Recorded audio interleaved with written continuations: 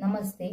આજના આ આધુનિક જમાનામાં તંદુરસ્ત જીવન જીવવું એ ખૂબ જ અશક્ય એવું લાગે છે, પરંતુ એનડીએસ સિસ્ટમ એ આપણા તંદુરસ્ત જીવન માટે આશીર્વાદરૂપ છે.